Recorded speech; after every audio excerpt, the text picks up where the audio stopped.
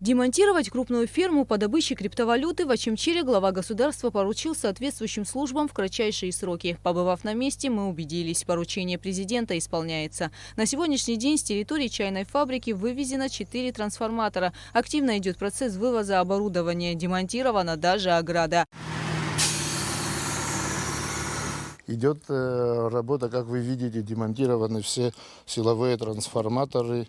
Сегодня-завтра вывезут все остальное оборудование, контейнеры. Оборудование, трансформаторы куда, допустим, девают и куда денутся сами аппараты? Ну, мы этот процесс тоже контролируем. Они складируют, у них здесь есть помещение, но это все как-то, это все частное, и они складируют, они у себя их держат, трансформаторы. Мы этот процесс контролируем, чтобы дальше в другом месте не поставили, не начали эту работу. Как-то вот так вот. Они это кто? Хозяева. По словам сотрудников правоохранительных органов, это одна из самых больших из выявленных криптофирм в Очимчирском районе. Здесь на территории второй чайной фабрики было обнаружено около 1900 аппаратов для майнинга криптовалют. И работала криптофирма на 80%. До демонтажа здесь была изгородь, 4 трансформатора и камеры видеонаблюдения. На объекте круглосуточно дежурили охранники. На сегодняшний день процесс демонтажа идет к завершению.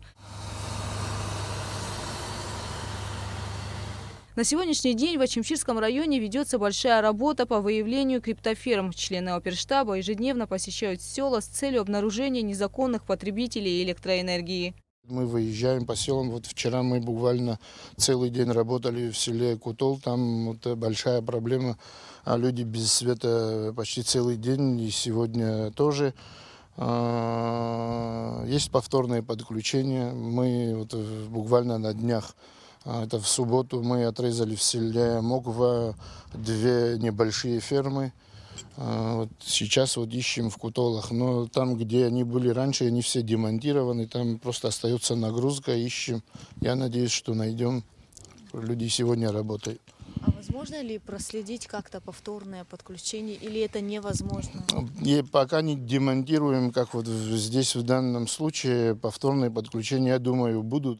Что касается имен и фамилий владельцев криптофермы, то их не разглашают. А у этой криптофермы, как выяснилось, несколько хозяев. Хотя официально владельцем назвал себя только один человек. Мы одного только хозяина официально, который себя назвал, это Гоги, а остальных оперативно установлены. Оперативная только информация, это мы не можем сейчас соглашать, потому что это не точная информация. Но точная будет, когда уже человек признается, что это его. А так, на сегодняшний день один человек только официально, кто мы знаем, кто хозяином является. А так оперативно будем сопровождать, докладывать руководству, кто был, кто что есть. То есть там по документам на кого-то зарегистрировано, да? Ну, по документам так не зарегистрировано. Человек сам сказал, что он смотрит за этим объектом. Ну, сейчас, насколько мы знаем, оперативная информация, что это часть из них в Россию уходит, граждане России здесь тоже подключенные имели, и в нашем районе граждане, там у кого 10, у кого 50, вот так вот они устанавливали здесь. Кстати, в ходе очередного выезда районного оперштаба, на этот раз в село Река, там была обнаружена еще одна криптоферма с 40 аппаратами. Она также будет демонтирована. Борьба по выявлению и отключению криптоферм в республике продолжается. Кугуцева, Михаил Братухин, Абхазское телевидение.